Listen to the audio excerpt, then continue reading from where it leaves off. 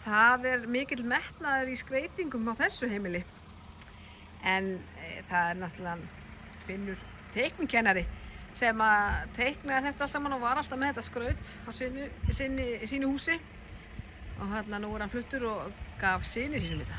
Þannig að nú eru tengdadóttirinn og sonur búin að skreyta húsið sitt heldur betur. Ef það eru skreytingaverðlaun þá vinna þau. Það er alveg á hreinu sko. Þetta er eiginlega bara ein náttúrulega málverkasýningin sem við erum með hér. Nú mælum við að kíkja. Þetta er smá flott. Þarna er Landakirkja. Sjá hérna. Þetta er alveg magnað. Snillingur, enda snillingur.